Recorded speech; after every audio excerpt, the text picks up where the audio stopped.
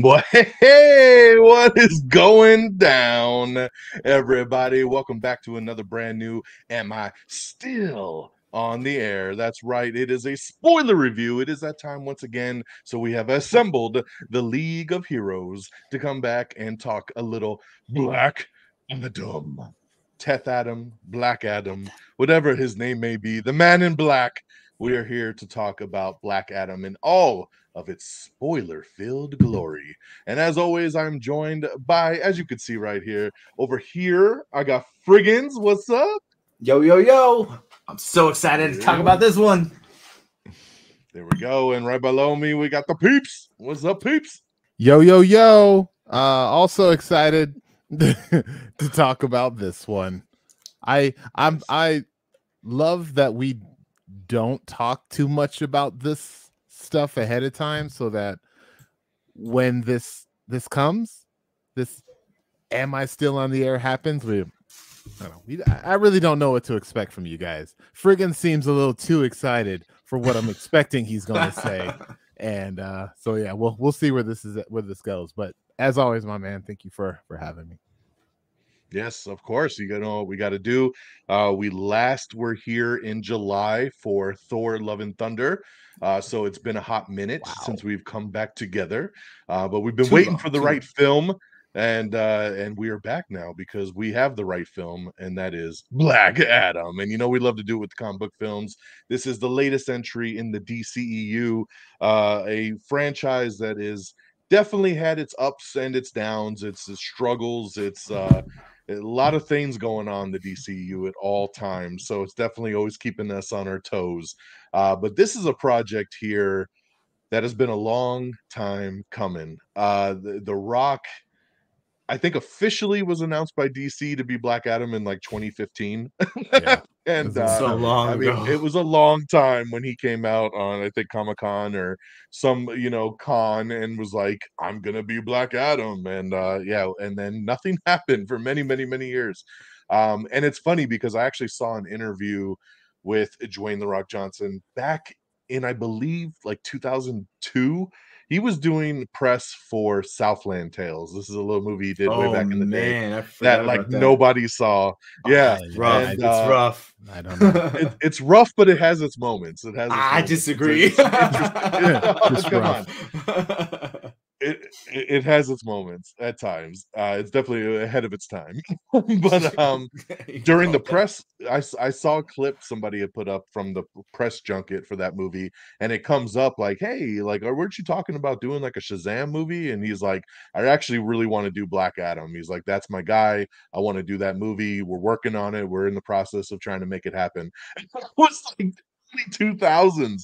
So just to show you how long this motor has been running.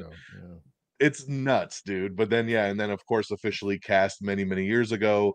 Kind of nothing happened for many years, and then finally putting this thing together, as The Rock says, finally putting it together and getting this film out this past weekend. It was like something I didn't know if we'd ever get to it. Like The Rock, The Rock is one of those dudes. It's like, I don't care who he's going to portray. They could say he's going to portray Tiny Buff Tim. If that's a character that exists in DC, I would be excited for that. So yeah, I mean, to be honest, I didn't even really know. I don't really know much about Black Adam like before that announcement, and I think there was something around that time. Maybe it was like the Injustice video game. I don't know, but then it actually got me really interested in Black Adam. I'm like, okay, this guy, I like this character. I will say, I'm not gonna say we haven't gotten to negatives yet. I definitely miss the elf ears. I'm gonna just say that. Of course you do. Didn't the widow speak? Miss the widow speak too? Of course you do. Yeah, the elf ears. Oh Lord. Well, the background of this character, because a lot of people don't know much about this character, and obviously when people ask what the hell's Black Adam, my response is typically he's the bad guy Shazam. Right? It's always been kind of like the explanation, right? He's the guy in black with the lightning bolt on his chest compared to Shazam with the red suit and the lightning bolt. I mean, he's the opposite. And in the Shazam movie, when he first meets the wizard, they kind of show like, you know, hey, there was this one before you, and it talks about this story very loosely, about how there was a former champion and then he abused the power and they had to lock him away, and that was what we got here with Black Adam. So kind of teased up an interesting move by DC to kind of go the solo film route, because of course once they made Shazam, the original plan was to put The Rock in that movie, because that was when they casted him, and then they were doing the Shazam movie and it was going to be Shazam and Black Adam in that first film, and then they decided to pivot. You know, The Rock was like, yo, Black Adam should have his own introduction movie, and then we'll bring them together kind of down the road and we'll, you know, piece it. So that's what they ended up doing. Of course, we have Shazam 2 coming out in a couple months, Fury of the Gods. We'll see if there's anything there that links these two together. That's what's going to be curious to kind of see if there's anything at all. I don't think there's going to be, but it'd be nice. Yeah. I hope post credits he pops up and we get something. I mean, there needs to be a tease, because you know, we'll talk about the end of this film, but you know, there should have been, you know, the post credits technically should have been something with Shazam, you know, especially since, you know, there's no one on this planet that could stop me. How about the guy that wears the same symbol on his chest and has your same powers? But I guess that's not where. So you know, there's another. There is another. So we'll get to that, of course. But you know, as we move along here, just to like to remind everybody, spoilers. So as always, this is a spoiler review. If you want non-spoiler, you know, listen to my regular show and kind of, you know, check out other stuff. But if you haven't seen the movie yet, bookmark this, come back when you get a chance, and then check out the spoiler review. So as we typically do, we like to break this thing down into segments. We talk about kind of what we didn't like, what we did like. We'll talk about the mid-credit scene. We'll talk a little bit about box office. We'll talk about our updated DCEU rankings.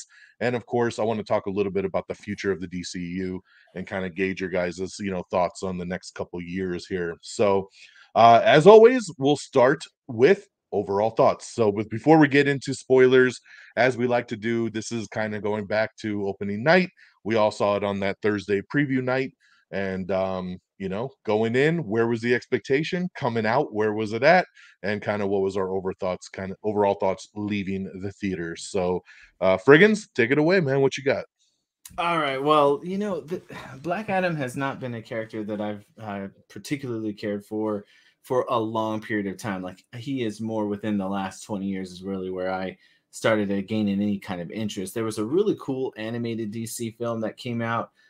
Let me back that up. It was a short. The animated films would have these like little shorts, and they had like Superman and Shazam fighting Black Adam.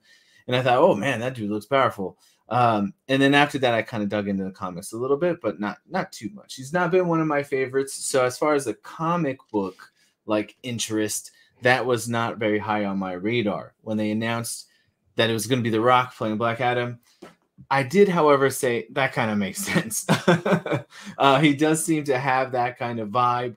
And of course, it's The Rock. So you're going to want to go watch The Rock movie. I mean, pretty much anything he pumps out, people are going to want to see. So regardless of how good it is or not, he is a fun time. He's got so much charisma, and he's just really cool to see on the screen. So hearing that news, I was very excited. I thought he would be a good foil for Shazam, obviously, or Superman. And then here we are, you know, so many years later before we finally get to see it. So I think it seems like maybe the best way to describe it is like a roller coaster, right? Like, oh, really cool, exciting news, and then it's gone. And like, oh, okay, here it comes again. Oh, how long is it going to be before this movie comes out? So I felt like that kind of roller coaster. But after seeing the first trailer, I got really excited. I thought it looked good. And then Peeps, oh my God, I can't wait to you to talk about your, like, you know, your Comic-Con stuff. I did hear you at Comic-Con afterwards telling me about it. I did hear you on your show talking about it. I heard you on Don's show talking about it. And so like hearing that kind of got that excitement going up too. And, you know, and I was like, okay, maybe this is going to be it. You know, I'm finally getting that rated R almost, you know, violent, action packed superhero, anti-hero, whatever you want to call him, that I wanted to get. And that's how I went in walking into the theater. Unfortunately, I feel like I set that bar a little too high, because when I came out of the theater, I was just kind of like, okay. And that was pretty much sum up my like afterwards, just okay. So Peeps, that's how Frigginz sums up pretty much most of his DC experiences, I believe. I feel like that we've been down this road before, Fred, and it's starting to like blur into like Marvel too. I mean, when we did Thor, it was kind of the same thing. But you know, I just get so amped up when they're like, we're taking it to the next level. This is like the most villainous superhero you've ever seen, and he's not gonna pull any punches. And you know, we'll get into some of the things that gave me those concerns. But at the end of the day, you know, that was kind of my roller coaster experience to get me in the seat.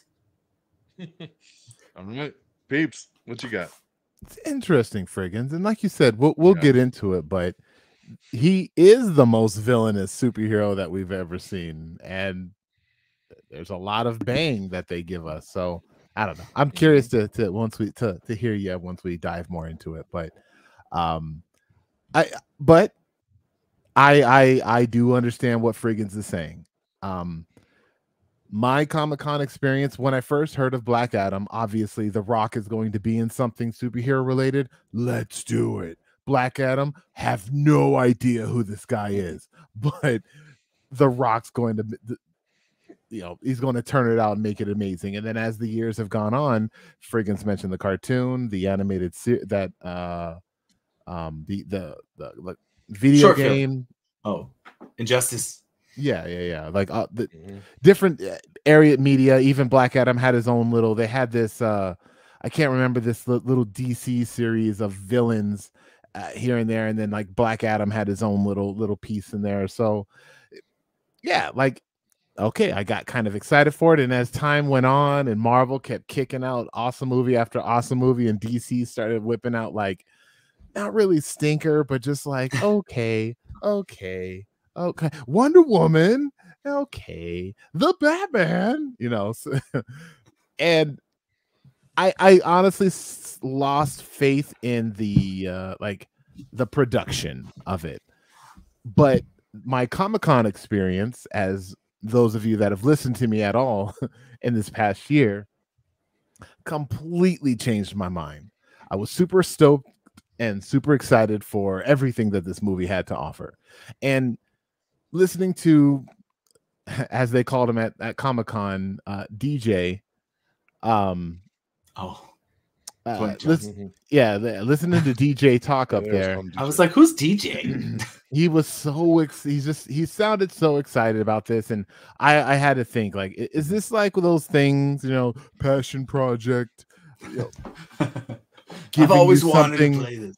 But he literally said something in that panel that I'm pretty sure I mentioned, but he said they wanted to add all of the good things, things that people get excited for in the comic book movies, that what's been successful, add all of that into this film, which I feel like they did, but that kind of did it a bit of a disservice, and we'll get into that a little bit later. So all in all, Comic-Con, all that nonsense got me super excited for it. When I was in there and watching it, these moments were happening in front of me, but I don't know, Frigginz, you could probably agree with me, but I think there was something wrong with the speakers at our movie theater, because there are these moments that I feel like were supposed to hit a lot harder than the sound was actually giving me, and it messed it up. It messed up that experience for me. And when I left the theater, I was with Frigginz. I was very much, I agree. I know. I was very much like, you know, it was good. I enjoyed it. I'm not blown away. I'm like, I'm not, oh my gosh, I want to go buy a Black Adam shirt and run down Targets, blasting people with my laser fingers. Like, it wasn't like I wasn't excited about it. I enjoyed it.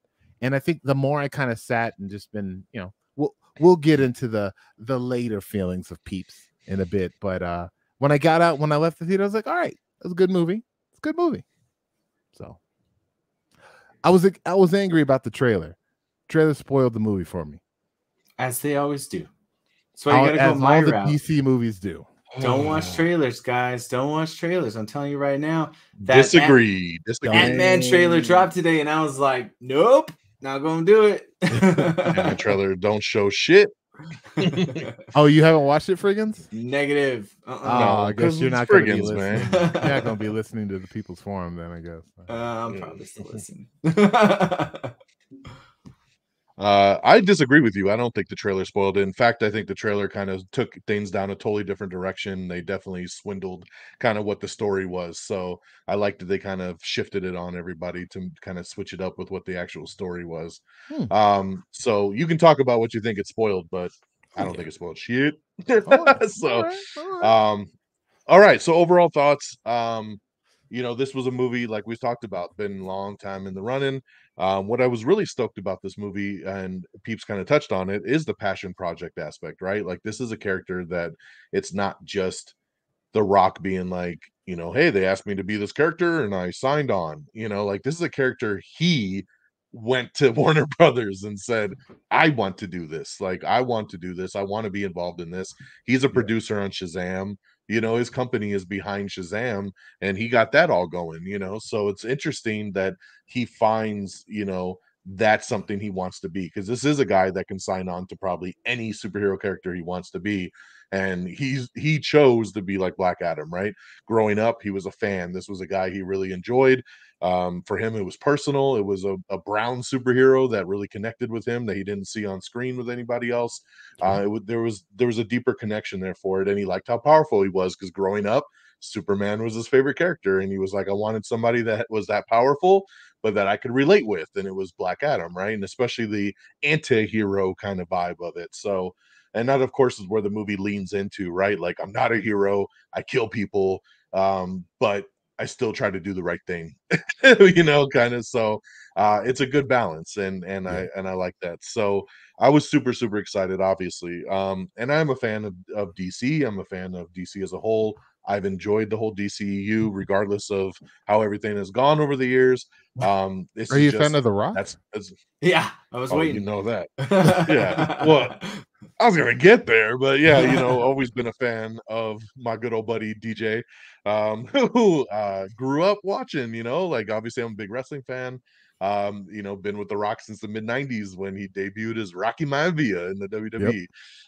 You know, and kind of has been on this journey with him as he slowly transitioned into being an actor. And he was only in WWE for 6 years, and he's been active now for over 25. So, I mean, he's more of an actor than he is a former pro wrestler at this point. So, you know, it's really cool to see what's transpired. And obviously he's the biggest star in the world, honestly, at this point.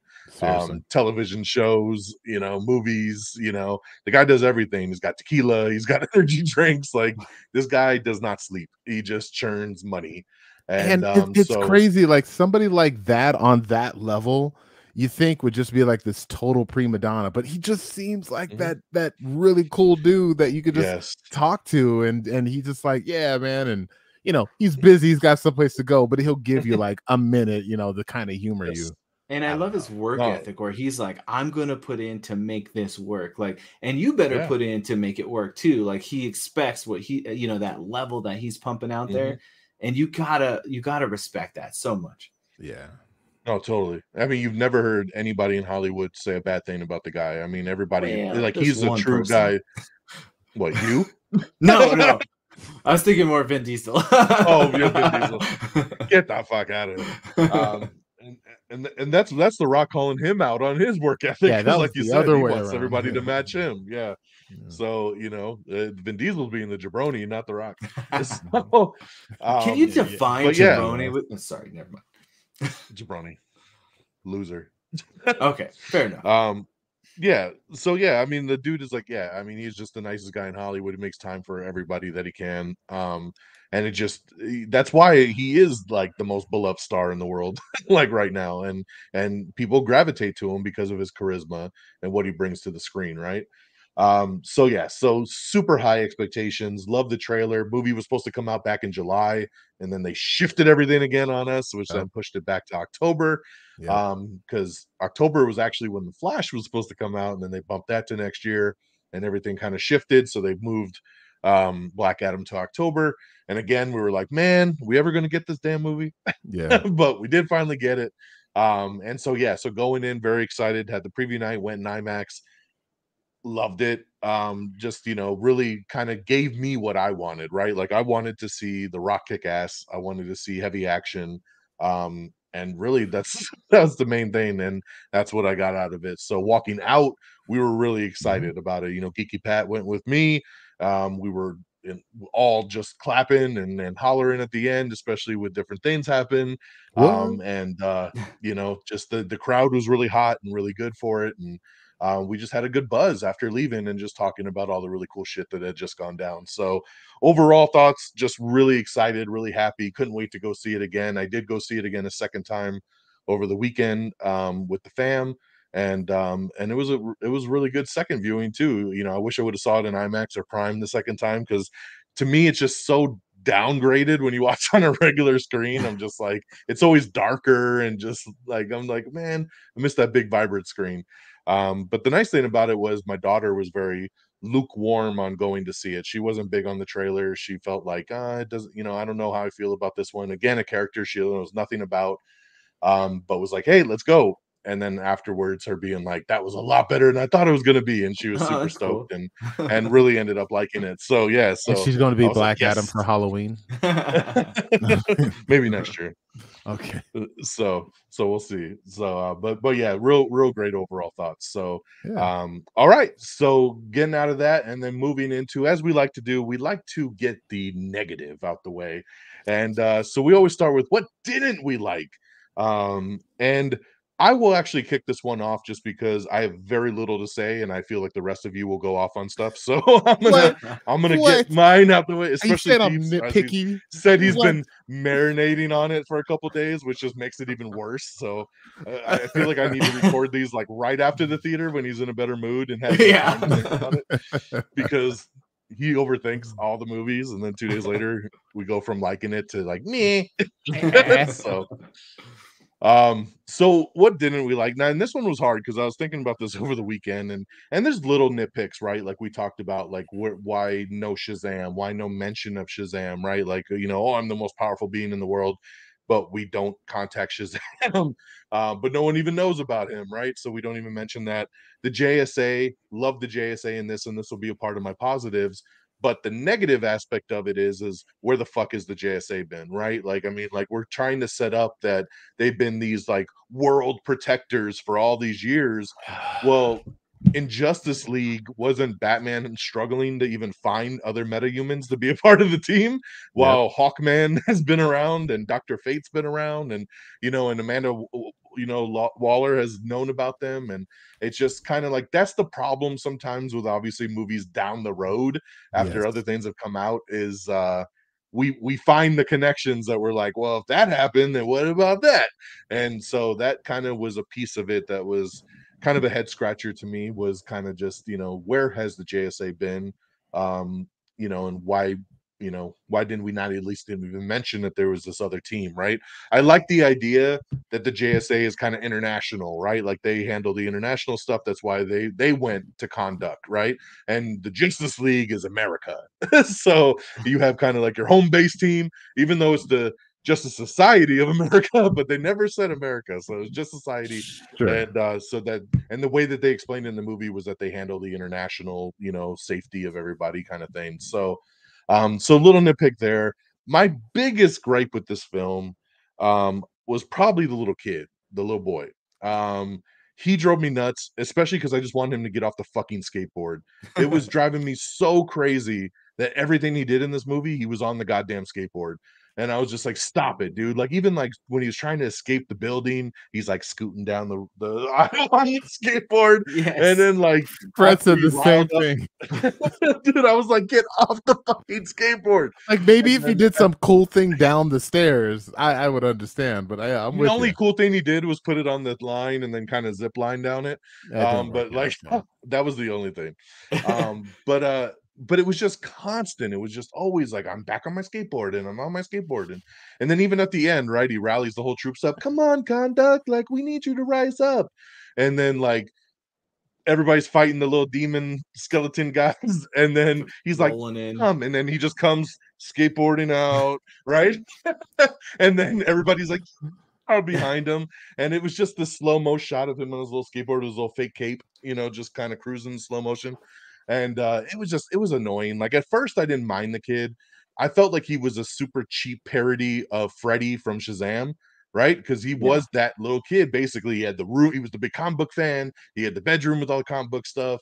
He was the one that was like, oh, let me check out your power set. You can fly and you can deflect bullets. And it's exactly what happened with Freddy and Shazam. I was like, dude, we're just straight copying this shit now. So it's like, so I can't wait for those two to meet. And then, you know, so he drove me nuts. But I mean, honestly, other than that, I don't really have much gripe over this. My other big nitpick was fucking Pierce Brosnan taking the helmet off every 2 seconds. I loved Dr. Fate in this movie, but I swear he would do like one magical thing, and he'd be like, "Hey, what's up? What's going on?" And then, "Oh, I need to go do this." Whoosh, whoosh. Hey guys, what are we doing? And I'm just like, why does he keep taking the helmet off? I hate, it's just like, that was my beef with the Spider-Man trilogy with Tobey Maguire. It was like, he always took the damn mask off. And I'm like, you're Spider-Man, dude, keep your mask on. I know Hollywood has this thing of like, yeah, it's like, I know Hollywood has this weird concept of like, we gotta show the movie star. But it's like, dude, like you don't though. Like he wasn't fighting his fate super often in the movie that we couldn't have gone more than 2 seconds, right? Like he takes it off even fighting Sabak at the end, and I'm like, why? Why? You know, just so we could see his face when he died, and he, you know, like, it's and just then like, they make it worse because they added the Tony Stark internal vision of his face. Like you could have been doing that the whole time instead of having him take the helmet instead of him take it off. Yeah, so that was a big nitpick of mine because I was just like, every time he took it off, I just sighed, like, oh, dude, again, because he was so cool with the helmet, and I liked the voice that he had, and I liked that they altered that, and he had the actual like Dr. Fate, you know, mannerisms and voice, but then he just, you know, he came through the face through the wall, and he immediately takes it off, and I'm just like, God damn it, stop taking the mask off. But yeah, I think that's pretty much. Oh my God. Those were the standouts to me. Everything else I think I had a lot of fun with, and maybe I'll piggyback off something else you guys bring up. But those are the big standouts to me. Overall, like I said, I really enjoyed 95% of this movie. So so those were the big things for me. So I'm gonna actually pivot and send it over to Peeps because I feel like you're gonna go off here for a sec. So I'm gonna let you do your thing. And yeah, what do you think? All right. Please don't leave. Please don't like leave in the middle of it. Like, no, I'm just gonna get some popcorn and kick back and relax and watch you. No. All right. As I mentioned, I feel the trailer spoiled the movie. In a way where the movie wants to make you think that Black Adam is the kid from the very beginning of the movie, the Viva la Revolution kid. And you know, that's not the case because in the trailer he says, yeah, they took my child, and that's it. And so it's like, okay, so that's not him, and he's acting funny, and he's like very cryptic about, I'm not a hero. That's not actually what happened. You know, like, okay, can we just get there? I know that's not you. And then it just takes so long until, that's not you, is it? That's your son. Yeah. I don't know. Whatever. Spoiler, yes, they go to capture him. Is like, we have just make sure that you have some place that we can put him once we capture him. Oh, we got a place for him, all right. And we saw in the trailer where he was like in the thing of water and it's filling up and he's his handcuffs on him. So it's like, okay, so we're going to get there. When are we going to get there? You know, that's what I mean about spoiler. Like, there are pieces of the movie that I know that are going to happen because they kind of focus on it in the trailer. So, and they make it very prevalent in the movie. You know, the whole crowd. Made it look like in the trailer, though, that scene where he's in the tube and everything, that is like, that they're pulling him out of like cryostasis, right? Like, we need to go get him because you could see he's smaller when he's in the tube, right? So the trailer sets it up like, we need Black Adam, right? Like, we need to go get this guy. Yes. Like, maybe like it's like we start off earlier in the movie, then the threat comes, and they're like, there's only one guy that could stop him. It's Black Adam, and we have him frozen over here on ice. Yeah. We need to bring him back, kind of a thing. So that was the way the trailer presented it. So I don't know, it's hard to say like spoiler because I mean, yes, I just knew it was coming. But I just presented in a different way. I was Presented in a different way. I was hoping it was going to do what you had said and just kind of mislead us a little bit. It's like, oh, it showed us that, but that's not actually what happened in the movie. Yeah. That's what I was hoping for, but no, everything that they showed. This is the benefit of not watching the second trailer was I didn't see that scene, so I wasn't expecting anything.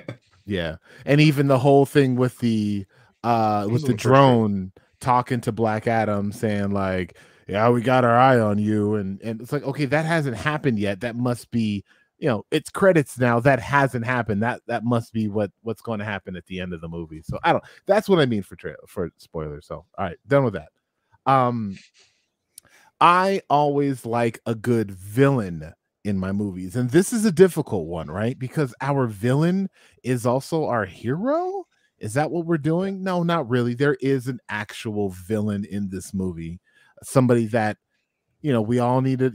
It's the Batman v Superman thing that they've been doing forever. The Dom versus the Rock, or the Optimus Prime versus Bumblebee. They always make it look like these two sides are fighting, but there's actually a greater evil way over there. I know, I get it. That's what's going to happen.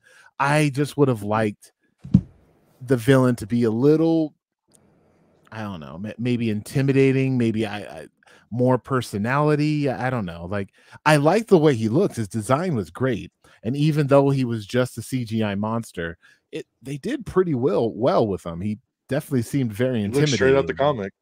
Yeah. Well, I don't know about it. Yeah, it looked cool, but I don't know. I just would have liked a little bit more from my main villain. And even like in terms of story plot, like they didn't spoil this in the trailer. And one reason why Frigginz doesn't like sit next to me in the movies, they show a guy and I'm like, that's the bad guy. That's him right there. that's going to be the main bad guy. And he, the thing falls on him. He's not dead. Ain't no way he did right now. Yeah, watch. Dude, that was easy to see. My daughter predicted that. She was like, "He's bad." The second he popped on screen, I was like, "You're good." He's the guy that played Jafar. Of course, he's going to be the bad guy. He only gets cast as the bad guy. Typecast. Right? Yeah. Yep. So, all right, cool.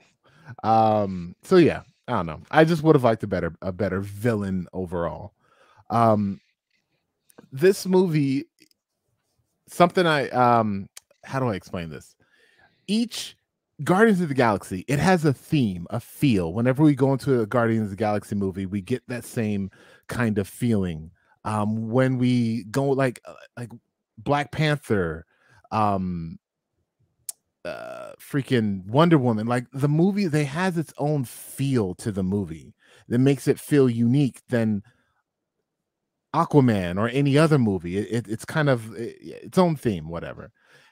This movie, I feel, was lacking that. It didn't feel like, it felt like a bunch of movies. It was like, Quicksilver from X-Men, and there was also a little bit of Doctor Strange, and I guess Falcon left the Winter Soldier and hung out there a little bit, and there's a little bit of Ant-Man in there, and I guess Storm was there too, hanging out, and all these characters. And then again, is this like a Shazam, like a kid and his genie, and the genie is going to do whatever the kid says kind of movie? No, not really. He's kind of off doing his own thing, unless the kid's in trouble. Then he's like, it was just all over the place, and that it kind of bothered me. It was a whole bunch of movies kind of mushed into one. But you even mentioned earlier that he was saying he was trying to give you the best of all the different comic book movies, that we're trying to give you kind of a hodgepodge. Like, here's all the things that you all love from all these other movies.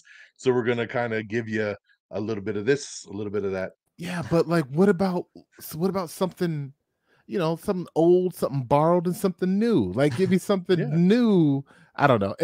And the whole Quicksilver scene, you shouldn't put that in the beginning of the movie, because you got Peeps over here saying, wait a minute, if you can just Quicksilver anything at any fucking time and just, there's a rocket, let me turn the rocket the other way and just wipe out an entire squadron of people, why can't you just get one fucking kid in the arms of a guy without destroying everything? Just doom doom doom doom doom doom doom doom.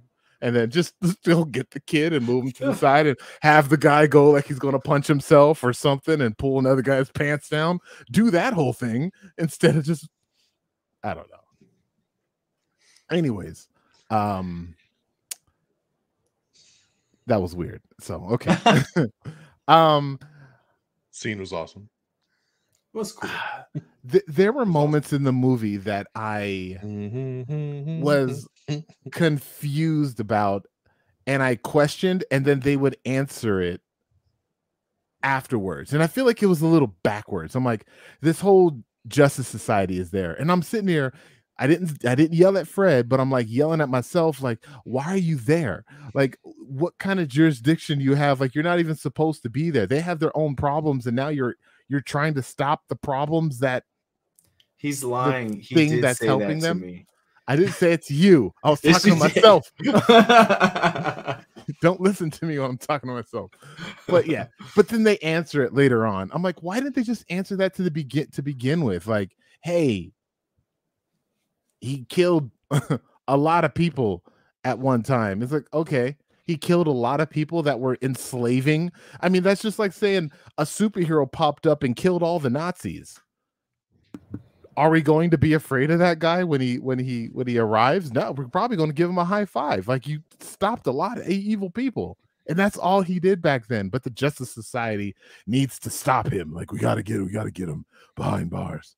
Yeah, you and me, buddy. You got your ass kicked like 7 times, Birdman. Like, you're not going to stick with him this time. I don't know, man. Like, and then the whole thing with him not being the son and him why did they wait so long to tell us that? Like, it was some big Sixth Sense, he was a ghost the whole time kind of reveal. Like, just open with that. I don't know. I don't know. Anywho, gotta wait for the payoff. You're so impatient. It said it in the trailer, though. They didn't, though. They made in the trailer. They made it seem different. They set up the whole dialogue of that he became Black Adam after his family was murdered and he became the god. Now, it had nothing to do with the kid and about the whole revolution and about the kid giving him his powers. The kid actually being the real Black Adam. Like, none of that was in the trailer. Like, the way that it was set up was that Black Adam became it because his family was enslaved, and that was kind of like he was presented the powers of the gods to get payback for that, which was different than the way it played out. That's what I'm saying. That's why I feel like the trailer did a good job at kind of narrating a different story than what it actually was in the movie. I'm with Peeps on this one. I was just like, oh, it's not the son, it's the dad. like right off the bat, it's the dad. That's the dad. That's why the dad kind of looked like The Rock. He was a little bit off screen. I don't know. I don't know. Yeah. But yeah. Well, I noticed it a lot the second time I went to the movie, and there's a scene where he comes up and talks to the kid at the beginning, but they're kind of side profiling. You could tell at that point, knowing and looking at it, you're like, oh, okay, that's The Rock. Well, I already knew in the beginning. Sean like hit me in the arm, and he's like, "Look, there he is." I'm sorry, Fred. I wasn't paying attention. I saw it too. Yeah, but I don't know. I think that's really all I have for my nickety pickety. All right, good. We're moving on. So friggin'. Nitpicky. I know that you bring me here to share all my deep, insightful thoughts, but honestly, you guys have covered almost everything. So I guess I'm done. No, I'm just kidding. I have to echo a lot of what Sean said. I feel the same in everything that he noted. I was right there on par with him. The thing that got me the most was like what you said, Don, was the not just the kid, but like that whole like subplot. I love Sarah Shahi. I probably didn't say that right, but I know you said her. She's awesome. Yeah, she's awesome. Yeah. So this isn't any knock on her or anything, but like that whole subplot, I think you could take that entirely out of the movie and it still works. You'd have to tweak some things here or there, but ultimately I felt like this whole, like the kid is the catalyst that makes him be not that bad and kind of have this turn to do the right thing. I don't think that is needed, and I think it took away from his development. I much rather had seen him come out, wipe all these bad guys out, and have like this old internal process of trying to come to these conclusions without having to have some sort of catalyst there to create that, i.e. the kid. And I think it's the MacGuffin. That's all it was. Exactly. And it's so played out. It's things we've seen a million times. And the symbolism of that being, you know, the mirror of him losing his son and his wife. And so he doesn't want to, you know, lose these two people. And I don't know. I thought it was just an easy way to go out of the overall story. So that was one of my biggest aspects. And then you mentioned like The Rock talking about how he wanted to bring in all the aspects of comic book movies that we love. But in truth, like all it did was bring in all the stereotypes and the kind of cliches, maybe is a better word, of all the different superheroes that we've already seen. Sean mentioned the Quicksilver scene that we saw from the X-Men, and it wasn't anything new or different. It was a slow-mo of moving things around while also playing some classic old school cool songs. Right? Sonic the Hedgehog also did. Right, yeah. And so it's been done a bunch now. It's a cool trick, man. And it's always a cool ass scene. I don't care how many times we see it. It's a cool ass scene. I complain about it, but that was probably my favorite scene of the whole movie. But my point is like so that's just one aspect of the things that they were stealing from all the other movies. And I know all the movies steal something from whatever, but I felt like this one was taking too many of those things and trying to mash them into a gumbo. And it only convoluted the story. I think you would have had a better story of focusing more on his villainousness. This is always the problem, right? Like we have what we think it should be like, and then we come out and we see someone else's interpretation, which is never exactly in par with what our interpretation would be. Reminds me of getting a steak. You know, a restaurant, you get a steak and like, I could have cooked it better, right? Like they don't get it just right. You cook it at home, you get it exactly how you want it. Like you're the in control. Are you making a film, Fred? Is that what you're getting at? Yeah, movie? That's the latest news I'm dropping here first. Sean is going to be the superhero. Don's going to be the villain, and I'm going to be the sidekick. All right. So, but no, in seriousness though, like again, I just felt like it was too much of a mixture of these things that we've seen before. I also wanted them to really lean more into the villain aspect. We were talking Black Adam. We're talking this dude who is a conqueror. I mean, I don't know the original history of him, but originally he was a villain. And then when I got into him, it was probably early 2000s. And starting to read in the books at those times after the New 52 kind of came out. And granted, it's a little different, but like the idea there is that he conquers, he rules this area with an iron fist. Nobody people love him for it though, too, don't they? Yes and no. It's like any oppression is like there's a lot of people that say, yeah, unless you're the one that's being smashed by that fist, right? So that was the story I was kind of hoping for, was like him to come out and he's like, I'm doing this, I'm freeing the people from this, you know, this bad group or organization. But then also I wanted to see like how that can negatively impact them.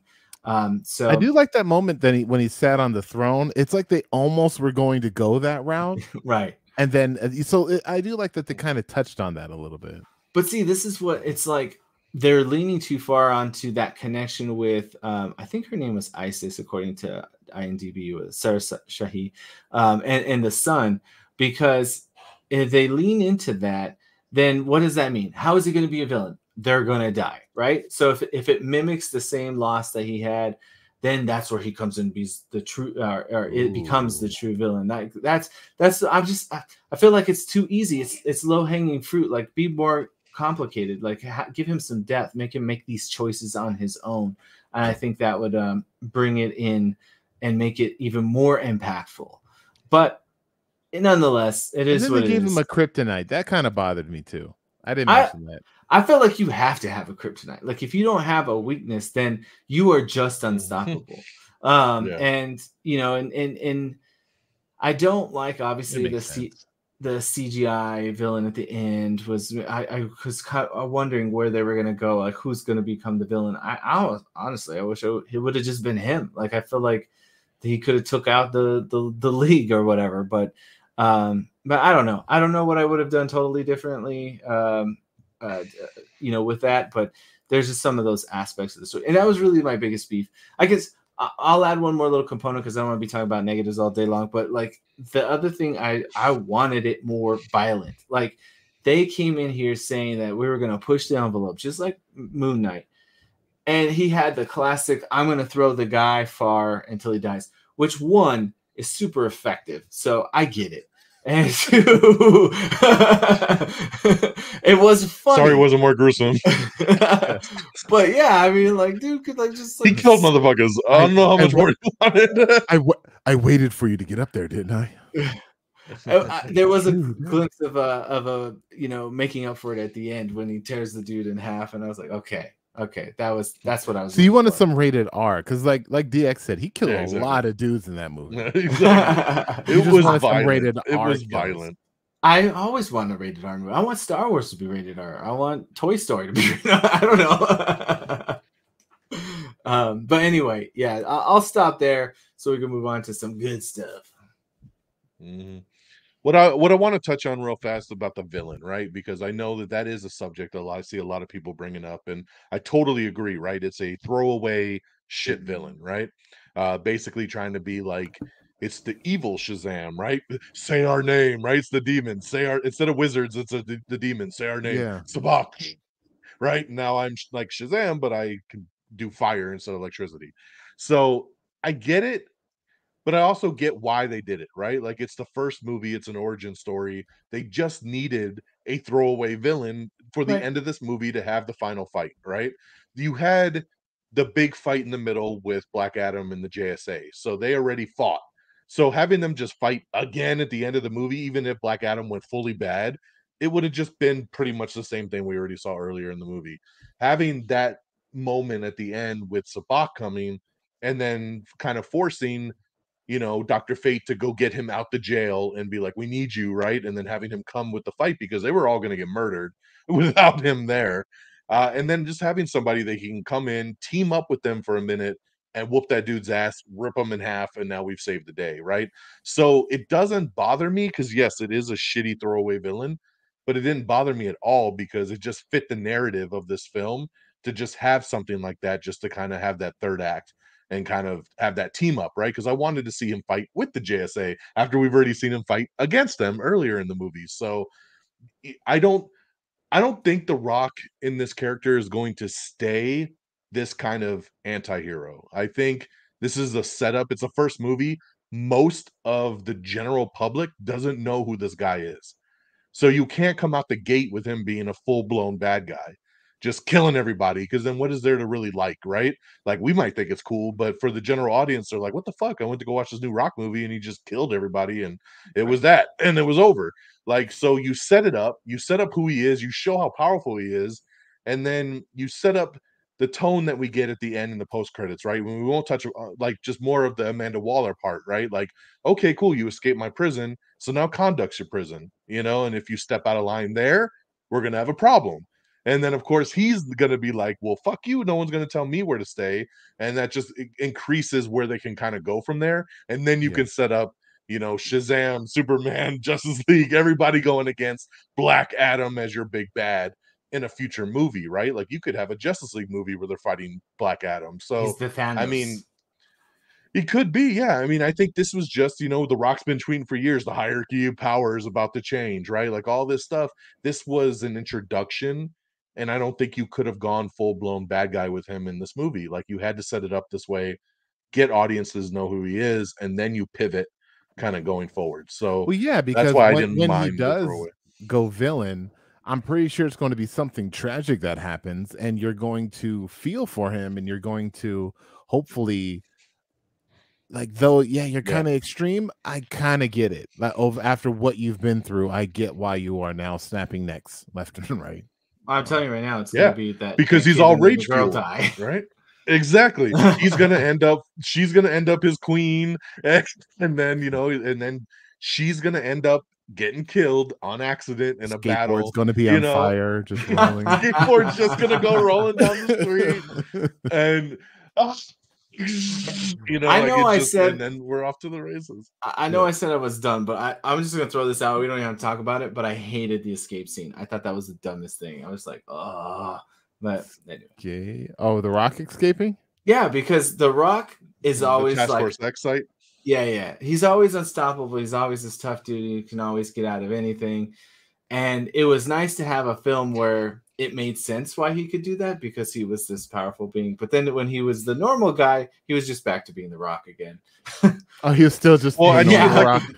Yeah, he was normal, and the guards all had guns, and so exactly hand to hand fighting them. Yeah, so and then that thing was hella deep too. That was hella deep too, in frozen water. And somehow he's like, it's an ice bath. It's fine. It's fine. I know. I wish he would have just ripped off the thing down there, said Shazam, became Black Adam, ripped their asses real quick, shot up through the water, right? So you know, but then you would have the nice flashback, you know, oh, I'm back with my family. It's not your time, Dad. Like you could have done that while you have that while he's in there. Yeah. True. You have that while he's dreaming, yeah. Anyway. Speaking of injustice, that made me think of that when Dr. Fate did his little whoosh whoosh whoosh thing on the jail cell that he was in. Like that was straight out the video game when you do his little like special move. It was pretty cool. I thought that was awesome because I love the Injustice game. That game's so cool because that's where a lot of the Black Adam stuff came from me too. Was that video game and Dr. Fate was some cool stuff. All right, so we pivot now to hopefully some good stuff as to what we loved, right? Like what were some of the standout moments? What did we like kind of coming out of it? Things that kind of stuck with us. You know, for me, a lot of it's the action, right? Like I think this movie has some badass action. The fight scene between him and the JSA when they first show up, that's ultimate. Like that's my top of this movie, right? Like when he's got the two guys in the air and the plane comes up, and then he's just like, and like just dropped him, and Hawkman just jumps out the plane, catches him, but then the fight goes on, and it goes on for like 10-15 minutes, dude. It's a long battle, you know, as he takes on each member, and I loved it, man. I even loved a lot of the humor that they had because it did have a lot more quips and comedy in it than I thought this movie would have, right? I thought this movie was going to be pretty just straightforward. I didn't think it was going to have really much humor at all. And I thought he had way more humor, especially once he was, you know, like coming up with the catchphrase and the whole back and forth with Dr. Fate about sarcasm and stuff like that. Like I liked a lot of that kind of stuff, right? Hawkman I thought was badass. The JSA as a whole was badass. I really enjoyed all four of them. Dr. Fate was amazing. Pierce Brosnan, dude, killed it. I mean, I was so excited when he got cast in this role, and he was Dr. Fate, man. He was awesome. He looked awesome. And you know, and I know a lot of people keep, like Peeps did it earlier, the comparisons with Doctor Strange and Falcon and all this stuff. Dude, these characters are around longer than them. So, you know, if anybody's copying anybody, it's a little bit the other way around. Magic even had that mirror-like effect. Like they could have done, but that's what he does, son. Okay, and, you know, but one of the big things he does is the duplication. Like Doctor Strange will do that shit. Like he constantly did the duplication. Thanos, like all the Doctor Stranges whip him at the same time. Okay, like, that was one time. It was Dr. one Fate time. Doesn't work. Yeah. Dr. Fate doesn't work. Anyways, I just think the whole action scene going against Black Adam, I thought was badass. Like I said, really loved the humor. And just visually, I just thought visually the movie looked amazing. I thought the flying stuff looked better than anything we probably have ever seen. Like him hovering all the time was like really cool, right? Like it was just cool. Such a power move of that he never went down to the ground, right? Like he was always just, and then that one scene he bust out through the wall and he's just floating through the city, like just literally in a stand-up position, right? And like M. Bison, just that dominating, I'm just, you know, floating like all the time. You know, which made it even bigger, like before he says Shazam and kind of gives up because he hurt the kid on accident. And then he comes down and they make a moment of his feet touching the ground and him kind of being like, all right, like, I'm going to do what you want me to do. You can lock me away. Kind of don't let me say the word again. But, what's you know, even the rescue scene. It was that like seeing him floating around when I first was noticing it. I was like, why is he always floating around? That's weird. And then I thought about it more, and I was like, wait, no, that's not weird. That's awesome. Like, if I could fly, why would you walk? Right? Why are you walking anywhere? Yeah. Exactly. Like, even when he leaves the apartment, he's going down the middle of the staircase, just slowly, just floating down, right? As the kid's going down the stairs talking to him. Like, it was just little moments like that. I really like the scene when they do finally team up and they're going after they're going to find the kid after he's been kidnapped. And that I really like that slow-mo scene of just him shooting the kid and then him kind of deflecting it and Hawkman kind of covering her up with his wings. And just kind of how everybody kind of deflected and kind of was doing their thing to protect each other. Fate grabs the kid and kind of does the crystals around him. So like just a lot of visuals really stood out to me. And like I said, a lot of the humor parts, because you go back to him not throwing the first guy, but throwing the second guy after the motorcycle chase. Yep. And then Fate shows up and he's like, let me talk to the guy. I can break his mind. And he's like, and he's like, oh, you killed him, didn't you? And then the guy just goes, like in the distance, and he's like, yeah, you didn't make it. And it's just like, just the little moments like that of the levity, and it's just like, sarcasm. He's like, no, that's just straight up lying. Like, you don't get it, and the Man in Black stuff, like, so and obviously ripping Sabak in half. I was not expecting that at the end. Every time he grabbed him by the horns, I kept thinking, like, is he gonna like rip his horns like out, Hellboy his horns apart? Or something? Yeah, because even when they're all attacking him on the throne, he's still like pulling back on the horns. And then when they're like, control it, you can control it, and he shoots up in the air and just rips them in half. So I just again, visually looks outstanding. Obviously we'll get to the mid-credit scene, a whole nother big love moment. So we'll save that. But yeah, for me, it's just a lot of all the action stuff. I think the pacing's really good in this movie. It starts off a little slow as we're kind of getting through the story to kind of get things going. But once she says Shazam and unlocks him and he comes, right, and the first attack happens with the guards, we're just off to the races at that point. And this movie really doesn't slow down at all for the rest of its runtime, which that's another reason why I loved it so much that I did, because for me, it's about the pacing, it's about the action, it's about just kind of having that fun time that just kind of keeps going and doesn't lull at all. And this movie doesn't lull, like, at all to me. So those are the big standout things for me, kind of just off the top of my head. Peeps, what you got? If it's okay with the host, would like to hand this off to Frigginz so that he can have his 3 cents, and then I can take whatever's left over. Get the scraps. Yes. Well, all right. I mean, if that's cool with Don, I'm going to go ahead and point out my favorite thing of this whole film was really, this is going to sound funny, but like the suit designs.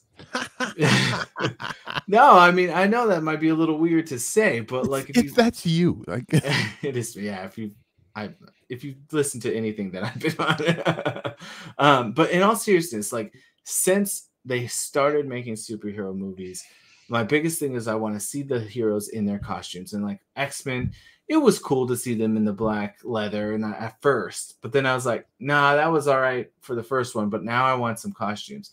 And we never really got that, right? And so now that we've progressed and the MCU has, trained us to understand and appreciate these crazy costumes in real world settings or whatever, it was cool to see that we actually had these really cool looking, fairly comic accurate costumes. Now, obviously, some things are a little different and a little modified, whatever, to make them look a little cooler. But Black Adam's costume was completely badass. The Hawkman suit, think about Hawkman. His wings looked amazing. If you look at Golden Age comics and you see pictures of Hawkman or Bronze Age, whatever age it is, and you look at that costume and you're like, that will never be in a movie. And then like they made him actually look cool.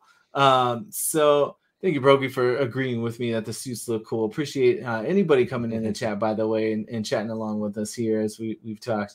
But yeah, those suits just stood out to me. And by far, the Dr. Fate suit. I mean, I want just the Dr. Fate movie now. How do you feel about the helmet, though? In truth, the helmet has bothered me from when I first got to see a good look at it, because I don't like that it's not symmetrical. The asymmetrical aspect to it like bothered me a little bit. It's fine. I think it's great. But as I watched it, I thought, okay, this is actually kind of cool. I bet you really liked when the eyes lit up at the end. Oh, I sure did. Like when that happened, I looked over at Peeps, and he's like, we're like, nice. Because it had no eyes the whole movie, and then at the end, it's like finally. And then a friend taught me this. And kind of sticking in that same vein, like along with the costumes, I felt the cast was like another complete highlight for me. You know, obviously we pointed out a couple negative ones, but if you break it down, like pretty much everyone in the movie did a really good job. Adam Smasher was awesome. Pierce Brosnan's Dr. Fate was a perfect casting. Quintessa Swindell as Cyclone. I even told people something. I was like, I could just look at her all day, like just keep her on the screen. And I already mentioned Sarah Shahi. Slow-mo swirls. And... yeah. So you know that was another thing I wasn't expecting, was that to have these, you know, secondary characters and even tertiary characters stand out almost more. Okay, you can't stand out more than The Rock, but at least capture the screen enough to stand next to The Rock, right? So honestly, like when I think of the film, that's the thing that stands out to me most, is the cast, the costume design, and of course the action. It was fun. You mentioned that already, though, and I did mention my favorite scene was that red door. Black red door, and I want it painted black door, and I want it painted whatever. That song, yeah. That scene was really cool. That was a cool scene. Oh, the twisted metal. I like when he grabbed the grenade and he put the grenade in the guy's his mouth, and he's like, but the explosion that ensued after that, I was like, whatever. Like, that doesn't make sense, but whatever. They're good grenades. But yeah, I would say those are my biggest highlights for the whole film, and of course the after credit scene. But Peeps, I'll let you share some things as well. Before you go, Peeps, I just want to say from a costume standpoint with that I really agree with. Now, I thought was really cool was the Black Adam suit and the way it was kind of explained, right? Like how he was black because of his rage, you know, like because you see in the flashback when he got the powers, he just had like the lightning bolt necklace, you know, and he was just kind of buff and normal. And then when the family got killed and he shot up to the sky and he was like, like then the black kind of crystallized all over it. And it was just dingy and black the whole movie until he made peace with it. And then when he came back at the very end, he had the cape, and it was a lot more of the yellow accents, the yellow boots, the yellow belt, the yellow arm guards, you know, like the lightning bolt was more yellow. Like I like that it adjusted as he kind of progressed through the movie, and just why it was black, right? Like he is because of how he was so rage filled. So I like that there was kind of an explanation to the actual suit, which was cool. That's so funny because I hate to be the opposite with you all the time. Oh my god! I never comment. I was trying to agree with you on suits, and then you're gonna go talk shit. Jesus. You don't need to explain the suit; it just can look cool. You don't have to have an explanation for it. But we got multiple looks. It made sense that it would alter. I like the hooded look myself. I thought that was great. The hooded look was cool. Yeah, I did too. All right. Well, I'll go ahead and take it. Thank you, Frigginz. I definitely agree. You know, the suits were pristine. I loved Hawk Dude's suit and his wings, and just kind of how they flowed, and how they kind of had like a red, almost like light or glow like inside of them, and they're always like just kind of like on the top, and they're just always kind of like out, and just I don't know, it was really dope, and just the way the gold looked, and again, like he had the mask on, and then there'd be moments the mask is off, it goes back on. At least that's how I thought it would happen. Anyways, yeah, I agree. But things I liked specifically, you were talking about the cast. I 100% agree. I think everybody freaking killed it. I love Cyclone and Atom Smasher. I love those two and their little dynamic between each other, and their cutesy little flirts. I want to see them do their own thing. Honestly, I would be okay with that. Yeah. So yeah, I love those two characters. You and me. On the jet. On the jet. And then again, you're talking about the humor, and he's like, "Hey, be careful! I almost hit you." And then he's back in. Oh no! It's like, we're gonna talk later. He said that one like 2-3 times. Yeah, dude, that's what I'm saying. Me and you. Yeah. That was good. Well, I like to on when Adam comes back at the end and shows up with Sabak, and then Hawkman looks at him and he goes, "Beat his ass." Yeah, it's like, you want me to not kill this guy too? Yeah. He's like, beat his ass. Yeah, he finally came to terms with it. Yep. I think the scene that hit me the hardest, and I wasn't actually expecting anything like that, was the flashback with his son. Man, like, ever since I became a father, that stuff just hits so much harder in films. And when he's like, he is dying. His wife and I think the daughter or somebody else had died, and the son comes in as big superhero, and his father's dying, like any child would do. Like my kids tell me all the time, like, "Hey, Dad, you're not dying before me." I'm like, "Sorry to tell you this, kid, but it's going to happen." But like, to see that moment where he literally sacrifices his own powers, everything that he has, to save his dad, it's like, wow. And it's just for that instant, for him to get shot by the arrow, like, that hit. And it's like, okay, I get it. Burn this whole place to the ground. Everybody that's involved, even if even the guy's family, like, just burn them all. Like, I get you, Adam. Let's do it. So I don't know. That scene really hit for me. Man, I honestly, like, as much as I can nitpick about this movie, it looked very good. The CGI, that is. Normally when you have superheroes fighting, Black Panther and Killmonger, for example, two guys in suits that you would think would just be guys in suits fighting each other, but the movie turned them into like CGI guys in suits, and it really it was whack. I don't really feel there are many moments in this movie where it looked like a CGI guy floating in the air. Like, it looked like The Rock and whoever, like, Hawkman was, like, actually fighting each other. And like you said, the moments where he's like kind of just floating around and spinning, and it all felt the movie magic worked for me in this movie.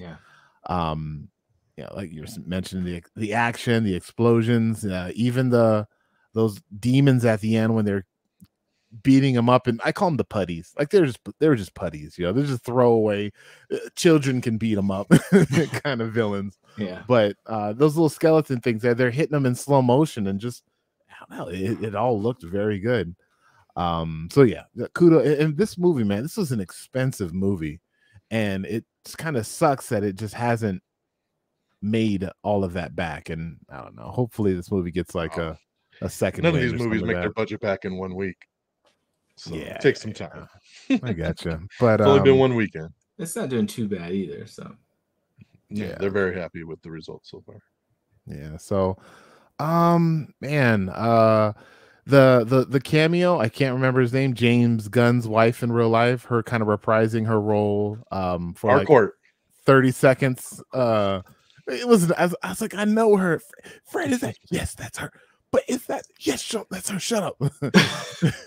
I couldn't figure out, and I was like, I'm trying to have a conversation, and he's just watching the movie, so whatever. But well, I was telling you, you're right. I'm like, you're right. Okay, but, stop talking. Yeah. No, but is that the girl? Like, but yeah. Well, what's interesting is, like, so is she back on the full task force? Because that was what she was doing in Suicide Squad. She was on Peacemaker. Probation, it was right? Like, they just kind of, they just pushed her off because she was fighting with Waller and all this stuff, and now she's back in this high-tech base. So it almost makes you wonder, kind of timeline-wise, where it might fall. Sure, if this is like, if that's after Suicide Squad and then it goes, but no, she could just be back in her good graces after Peacemaker. So yeah.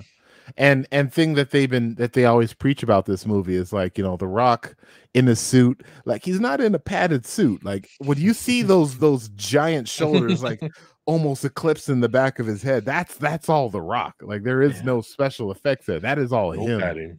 He's literally wearing tights. Right. Yeah, so I don't know, man. Like there's a lot of fun things, and like the humor, the brother.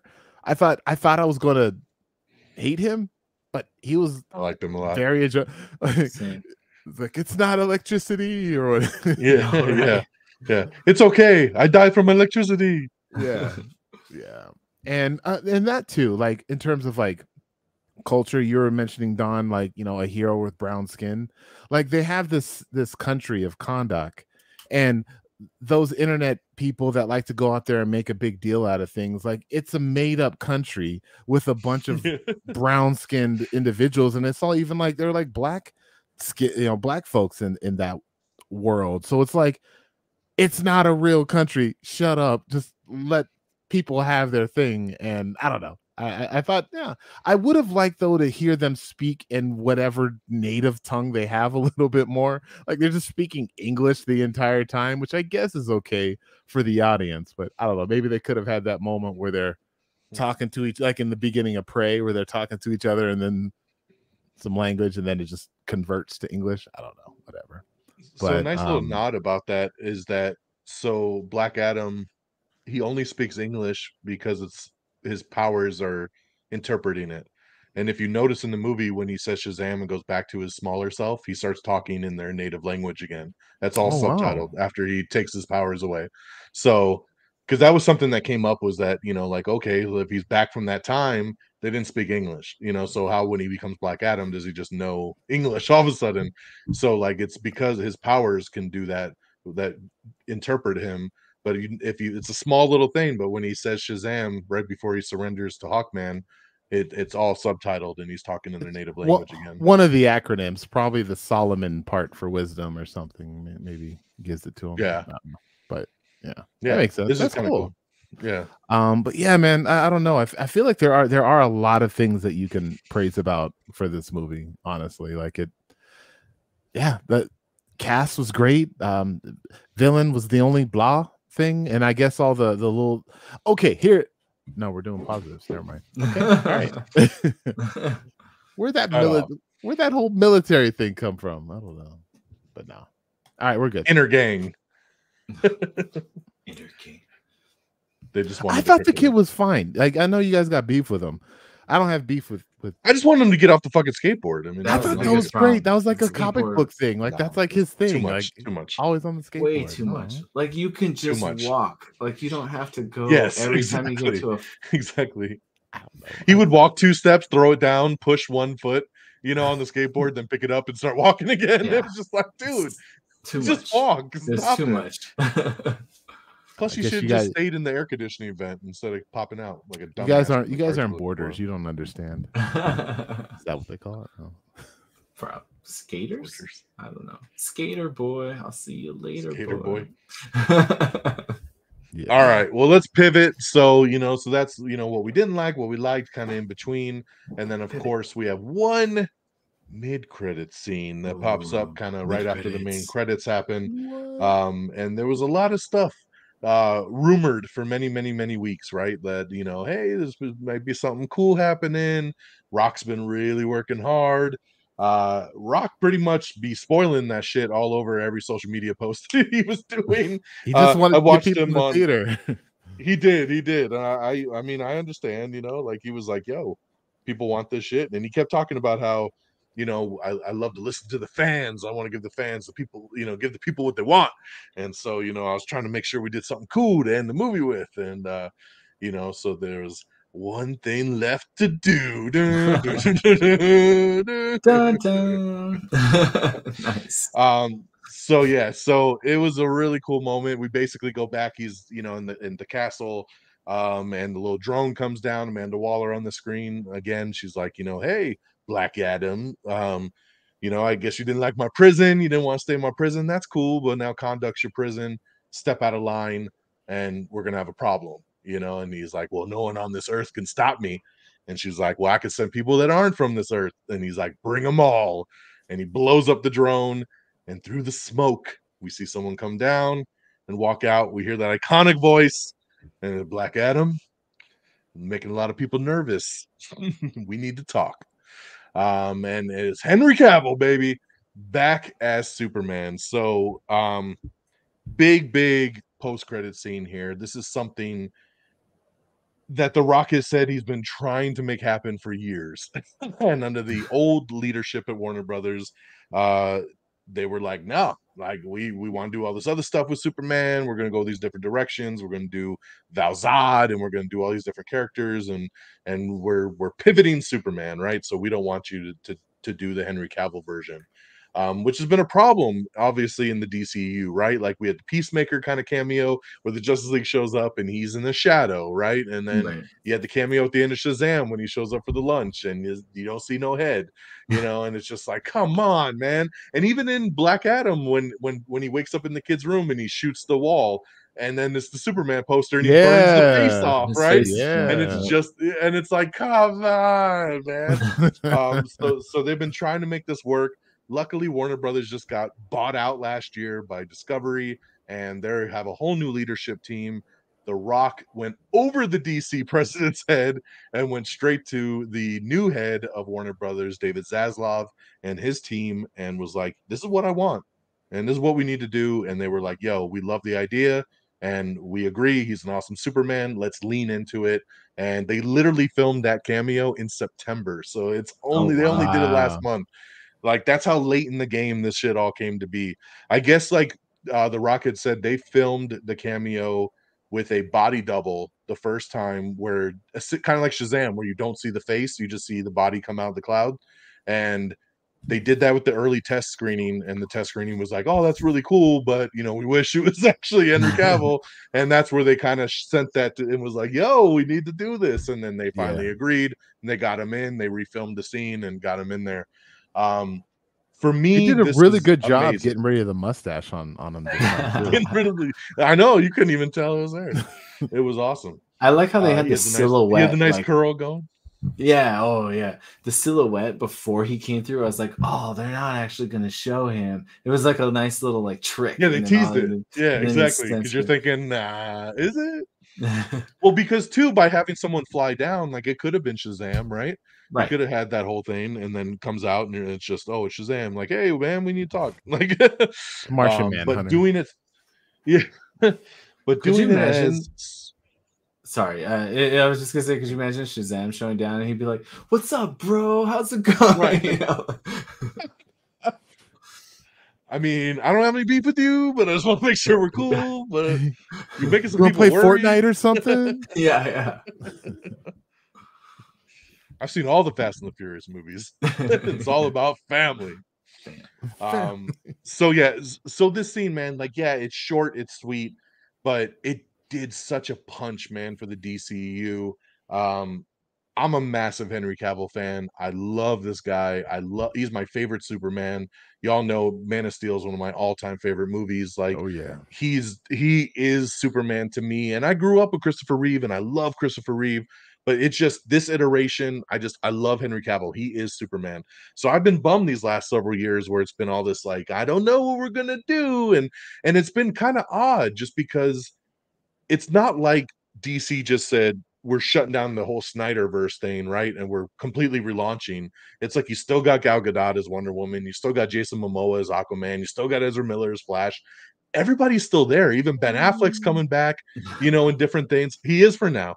That's not going to change. His movie's coming out. He might not be in part 2, but he's going to be in this first one. Okay, and you know, and so even Ben Affleck, who left the role, still gets referenced, right? Like even in the trailer for Shazam, and he's talking about the Justice League, and he's like, "Oh, Batman's so cool," and it shows Ben Affleck, and oh, there's this other guy that's fast, and he's got a lightning bolt on his chest, and oh, Aquaman's so handsome and manly, you know, and it's Jason Momoa. Like they reference these characters all the time.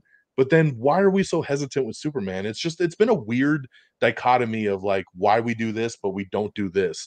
And I haven't liked that emptiness. And then at Comic-Con, there was all those rumors, right? Like Henry Cavill's going to pop up at Comic-Con. He's going to be at the DC panel, and it's going to be breaking news. He's coming back. He's doing another Superman movie. It's going to be amazing. And nothing happened. And we were like, fuck, man. Like, you know, and then Rock at the time was kind of dancing around the whole Superman thing. You know, somebody had asked at Comic-Con, like, who would win in a fight? And he's like, well, it depends on who plays him, right? Like, and he played into that. because he likes Henry Cavill, man. He positioned for him, he pushed for him, and he was like, "That's the Superman I want to go against," right? Like, and if you're The Rock and you just talked about how big he is and everything, you want somebody that looks formidable to go against you, right? Yeah, and that's Henry Cavill, dude. That motherfucker's just Cavill. as big as The Rock. Yeah. So you know, it makes you exactly. He's ready, dude, and I love it. And the good news is just early this morning we got the official confirmation that he is back. I tweeted out some stuff this morning, showed a video. He even put out a video this morning thanking the fans and saying, "Hey, it's official. I am back as Superman," and letting everybody know, like, there's no more like we're gonna dance around it. We're tiptoeing. It looks like he signed a new deal. The cameo was just one part. He was like, "Yo, Black Adam was just a taste of things to come. Thank you for your patience. Like, we're gonna go have some fun." And I feel like at the end of Justice League, like, he's the Superman we wanted to get to, right? Like we had those humps, like Man of Steel, like he had just become Superman for like a week, and then it was like Batman v Superman was a whole side story where he had to deal with all that, and then Justice League, he dies and then has to come back in Justice League, and then but by the end of Justice League, he is that truth and hero, and you know, the all-American dude that we wanted. And then it was like nothing's happened since for many years, and then so it's like having a Superman movie now going forward would be amazing. And then, like we said, man, if they do set that up to be against Black Adam or Black Adam be the villain, and I don't know if I think we're going to get a solo Superman movie first, and then we're going to kind of lead with more of a Black Adam thing. And I'll touch more on my thoughts when we talk about the future of the DCEU coming up. But I just love the possibilities here, and I'm just so happy to see him back. I was very happy to see the video of him this morning announcing it, because there was still a lot of speculation. Is this a weird cameo? Did he do it as a favor? Is this just a one-off thing? No, hearing like this is just a taste and more's to come. Oh, dude, like this is a blessing for me. He hasn't really technically done a movie with the DCEU since 2017 when the original Justice League dropped. So that's a long time, man, to not be in any other projects. And now I'm hearing he might have gone or he's going to film something for Flash, because I know he wasn't originally in Flash because they were going to do Supergirl and they're doing the Flashpoint thing and they were going to flip it to Supergirl. So now he's going to cameo in that and maybe fix that up. So here we go, man. Let's fix this timeline and let's rock it. So I thought it was awesome. I will admit the scene was kind of spoiled for me ahead of time because I'm just that guy, and as soon as the scene leaked online, I watched it. So I had already seen it before the movie. Wow. And I had to watch it, man, because I'm such a big fan, dude. And when I heard that it was there, I was like, I can't wait. And I watched it a couple days before the movie came out. But it didn't change anything because watching it in the theater of the big screen and actually, because you couldn't really hear the audio too well, so hearing just his dialogue, I was just like, yeah, it is tight. And then especially the second time too, kind of knowing it was coming, it was like, all right, here it comes.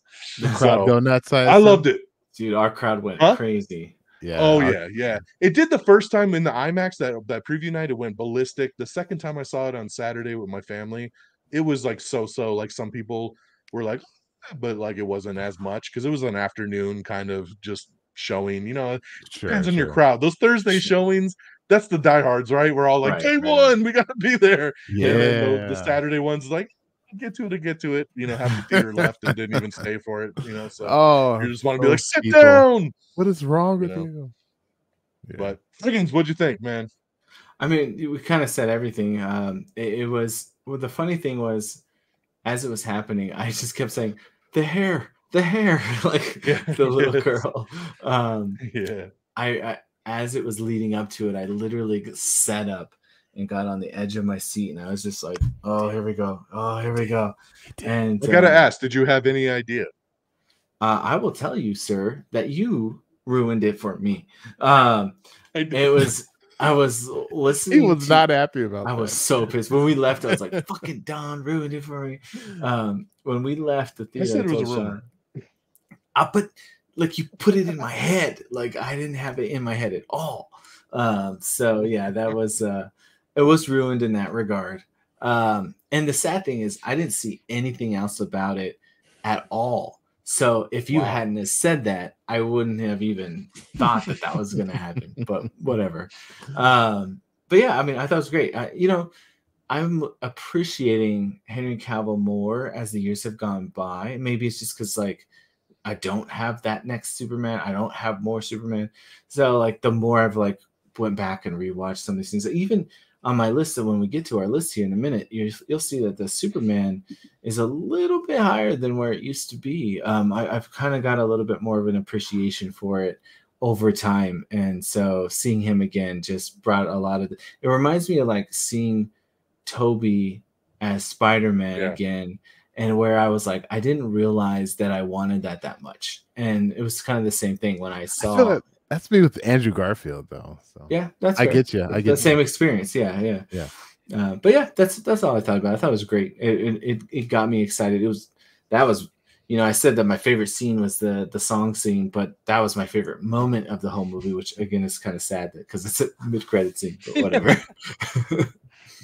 Yeah, you're not alone. I've seen a lot of people say it.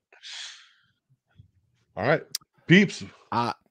Well, I'm surprised Frigginz didn't say anything about the suit, because I thought that suit was super shiny. It was shiny. It was a very, I don't know, heroic kind of entrance, and I didn't catch the little swirl. Frigginz wouldn't shut up about the swirl. I'm like, oh, there's a swirl. All right.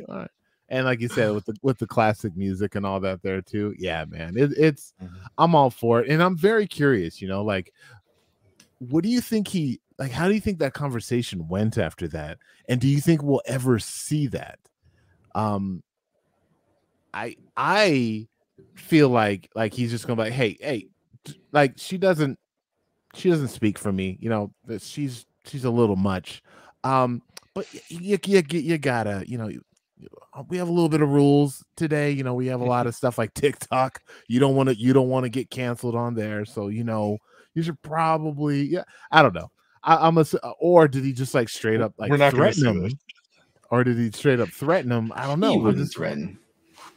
I mean, I feel like I don't know. I feel like he could. He'd be a very subtle, like, hey, how about we just don't get out of line? We'll have a good time. We'll have a good time, you and I. I'm a good old farm boy. I don't want no trouble. I don't know. But no, man, it was a fun scene. Great seeing them back. And like you said, DX just kind of brought up all those old, feelings and emotions, like, oh wow, I really do love this guy as Superman, and I really do want to see him back as Superman. And like you said, with Henry Cavill kind of announcing it, like, hey, I just wanted to let the weekend go by, let everybody watch the movie. I can't really keep this in anymore. Yes, Superman is coming back, and there are projects in the works. So like, yeah, really good, really great. I would have liked to see Shazam there with him. I think that would have been a pretty good flex. I mean, having Superman there, but having Shazam there too, to just kind of, I don't know, just like Black Adam is Shazam's Joker. Like, I just don't see why he wouldn't be there. But now they're kind of, I think maybe in the DC cinematic universe, maybe it's going to be more Black Adam and Superman. And if they change that, I'm not going to be upset about it. I don't have to have a Shazam versus Black Adam movie. I just was kind of thinking that's where they're going to go. So yeah, if you really want to flex on him, you'll have the Bat in the background just scowling at him. He'll be like way over there, though. This Batman kid is nowhere near. Just like where he was with Doomsday. He was way over there. He ain't dumb. He's building the plan. Exactly. No, good stuff. Good stuff. Well, let's talk box office as we always do, opening weekend. So Black Adam, the #1 film in the world, $67 million opening, the highest of The Rock's career, which is really interesting with him as a leading man. So obviously Fast and Furious doesn't count, stuff like that, where it's an ensemble film, but him as a leading character, I think the previous record was Hobbs and Shaw, where it did about 60. 67 is the biggest. So I mean, very cool there, and a massive 140 million on a global haul for the weekend. So I know early estimates had this movie coming in about 60 for the weekend, so overperforming that, which is always great to see. And honestly, I know it's hard sometimes with openings, right? Because we're getting kind of jaded with a lot of these movies, especially Marvel movies, right? Like, Thor coming out and making 150 million, and Doctor Strange 2 making 190 million, and all this stuff, right? Like big openings. Again, you got to think unknown character, and also an origin story. And when you look at origin stories, you know, Aquaman made 65 million when it opened, you know, and then went on to make $1 billion. You know, Wonder Woman only made, you know, $60 million. Like, you know, Suicide Squad only made 20 million last year when it came out. Yeah. You know, even when you go back to phase one, the first Captain America movie was like 50 mil. The first Thor was 55 mil. You know, those movies, those origin movies are never typically big, knock the doors off box office. It's always the sequels. It's always the ones down the road that kind of bring everything kind of up. So this falls in line with that and then puts it in a good spot. So we'll see where it goes over there. So one thing I wanted to touch on real quick is the future of the DCEU. Now, the only thing we know for sure that we're getting at this point, we know we got Shazam Fury of the Gods coming out in March, and then we have hopefully the Flash coming out this summer in maybe July if anything else doesn't happen, and then we have Aquaman 2 coming out the end of next year. So those are done. We also have Blue Beetle coming down the road as well too. We don't have a release date for that one yet, but maybe they'll slide it in somewhere next year as well. Static Shock now too? I'm just kidding. No Static Shock. A lot of other projects been canceled thanks to the new leadership. So a lot of that stuff has gone by the wayside. But that's what we have confirmed at this point. Now we know Henry Cavill's back. There's starting to be articles that have come out saying looking for writers and directors for a Superman sequel. And obviously the producers of the Black Adam movie have said, you know, hey, we're going to move quick on a sequel to this thing, right? Like it took 15 years to make this first one. We're not waiting around. We want to go where the iron's hot, and we want to make that sequel. So let's go. So just kind of not necessarily just about what's coming, but what are you guys excited about? Where do you think the road is going? Kind of what are you hoping to see? One big thing that I'm kind of, like I said, I hope we get kind of down the road, and this kind of will fix the whole Superman Shazam thing, is a Kingdom Come movie. I really do think that that's kind of the direction that we would go.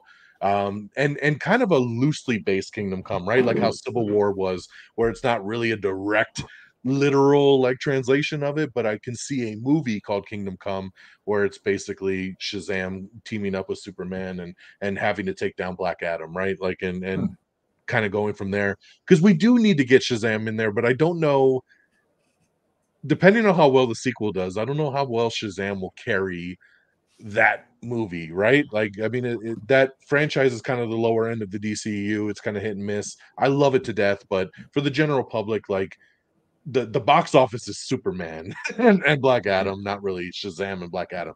But Shazam needs to be there because, like you said, it is his Joker, and they do belong together. So a Kingdom Come movie, you know, I still think we'll get like some sort of Man of Steel 2 first, and we'll kind of go from there, and then that'll lead into, you know, maybe Shazam going and saying, I need your help, right? Maybe Shazam gets his ass kicked by Black Adam at some point, and he's like, yo, I need your help, like with this guy. I can't handle this on my own. Whatever the case may be, and then we kind of get, that'll be like sort of their Justice League-y kind of movie, right? Where it can kind of be maybe even more heroes kind of going up against Black Adam, right? So it's just a way to kind of bring everything together. So that's just an idea I had. But other than that, I mean, because we're still doing a lot of spin-offs. We got Joker 2 coming. We got another Batman movie coming with Robert Pattinson. But we know those are kind of Elseworld movies. They're not in the DCEU. So where do we think the future of the DCU is going? I don't know if you guys have pondered that thought, but what's your idea there? You know, Frigginz, I'll throw it to you.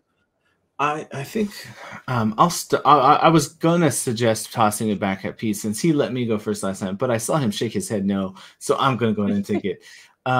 My biggest thought is let me have Black Adam be Thanos, like not that, but like the big fight, like the big bad. I feel like we just got established that like how much of a badass he is. So let's play into it. Like you have The Rock, like make him be the big foil. He would love to be like, I'm so tough, you have to have the whole Justice League come after me, right? He would eat that up. So I think that's what you need to do, is you need to have not only Superman and Shazam team up, but I want him to be the next Justice League villain that they have to all come together to take on. And maybe he teams up with someone too, you know, make it a little bit harder. And you got to give the other guys some people to fight. So I don't know where that could go per se, but I want to see him kind of be the Thanos level threat. I hope he would be willing to go full on bad and not have to be the bad guy that like actually becomes good guy at the end. Like, you know, they're fighting him at first, but then they have to team up and fight Trigon or something. You know, I want to see him be the villain and be the reason why everyone has to team up. That's my biggest thing. As far as anything else DC goes, there's really two things on my list that I really, really, really want. And one is a Nightwing. I want to see Nightwing, and two is Green Lantern. I also want to see. They have Nightwing already. No, yeah, I want to see Titans season 4 debuts in about a week. I want to see a Nightwing movie. HBO Max coming next week. But yeah, so those are my DCEU. Yeah, and let's not forget too, there is Wonder Woman 3 coming as well too. Patty Jenkins said she just finished the script for that, so I'm hoping that actually takes place in the current timeline, since the other two movies have been flashbacks. So I would love to see her pick up after Justice League and kind of what's next, you know. So that is another one on the docket, by the way. So Peeps, what's your thoughts, man? What are you thinking? Man, it's difficult for me. I'm not as versed as Frigginz is in the DC comic book world. I don't know of any like really big events that have happened that would be good to see on screen. I know one of the most obvious that kind of comes up is the Blackest Night, but you have to have a Green Lantern Corps to actually get there. But it wasn't just a Green Lantern thing, right? Like it actually impacted everybody. Correct, but it's all centered around the lanterns. So, right, exactly. Yeah. But you know, just in terms of where I would like to see us go, like that's really all I can think of in terms of something that everyone's connected to. Yeah, no, I really got nothing. I think just really introducing bigger bads and Frigginz, I know you're saying like to have Black Adam be the next Thanos level threat. Like I don't see that. Like I would like to see a Brainiac kind of pop up first, or still too. Yeah. But like I don't think, like I think that's so much more than just Man of Steel. Like I don't know. I think Brainiac could be like a huge global kind of issue that a Justice League would have to kind of come together to deal with, just like they did with Ultron. But I don't know. Like I don't want to see Black Adam as like the big bad that everybody has to defeat, because eventually they'll just have to kill him, and then we're not going to get any more. Like I like DJ, and I like the Black Adam, and I want to see more movies of him. And he's doing things that nobody else agrees with. He's killing. He's like he's like the Superman Punisher of DC, and I want to see that, and I want to I want that to continue. And yes, I do want a Batman v Black Adam movie where they do go at it, and or Superman v Black Adam. I don't want Batman. Like Batman ain't doing shit. I was agreeing with you. I was like, yeah, he ain't doing shit. Right. Yeah. That's a real quick movie. He grabs an Eternium or whatever that metal is suit. He's like, oh, it's all Eternium. No, whatever. That's right. He's got a plan. Yeah, but yeah, I don't know. I don't want. I'm sorry, Frigginz. I don't agree with that. I want to see more of him. I want to see him work with the Justice League, and maybe while he's working with the Justice League, he's kind of that loose cannon that's going off and doing his own thing. And like, dang it, I'll go with him, says Aquaman, and he starts flapping his way. I don't know, but I don't know. That's my thing. But yeah, in terms of big events, I would like to see a Brainiac. What other like. Let's have Black Adam fight with them when they go up against Darkseid. I think that would be great. That would be cool. I mean, Darkseid is the Thanos, right? I would think. No, true. Well, yeah. But yeah. No, it is. Very, very cool. All right. Well, that wraps us back around to final thoughts and scores before we get to our big countdown. So overall wrap. And of course, where would you rank it out of 5 stars or 5 lightning bolts, whatever you like to do at this point? So, Frigginz, what you got? So for me, I'm gonna have to only give it 3 out of 5 lightning bolts. I had a good time with it. It was fun. I enjoyed it, but at the end of the day, it had enough problems that it kind of pulled me out of the movie experience a little bit. And you know, I've said it many times before, if you have something that pulls me out of that, it's going to bring you down a little bit. 3 out of 5. And really all I can say is my experience for it was so like very just, it was fun. It didn't rock my world. It didn't disappoint me. It wasn't like I didn't want to get up and leave, but I also like was like, I don't ever have to watch that again. I'm good. So yeah, 3 out of 5 for me. Good time. It was fun. I enjoyed being there, but I'm good now. Okay. Peeps. I am with Frigginz, but I want to give this movie another shot. I think knowing what I know now in terms of where the plot is going, I want to rewatch it to see, like maybe I'm just expecting something, and the seeds that they're planting on the way and the way that the story unfolds is a lot better than what I have in my head. Maybe I was too busy talking to actually really pay attention to what's going on. I don't know. I will stick with my beef on the too many pieces of other movies that fail to give it its own unique feel, though it does have a lot of unique elements to it. It just takes from a lot, which, like Frigginz said, kind of distracts me. Like it's almost like I kind of want to do a comparison, like how many things did I get from, but then I can get nitpicky and do that with every other film that's been out there as well that also takes bits from other movies. So we're not going to do that. But yeah, man, I stop it. You know, when I kind of think about everything like said and done, I think I would give this 4 Shazams, and potential to go down, potential to go up after I watch it again. So it's a very tentative 4 Shazams. Okay, fair enough. I agree with you on the second viewing thing, right? Like, that's why you'll notice when we do these a lot. I have always already seen it twice, because it's because Frigginz. I know he's always like 1 and done, and I'm good.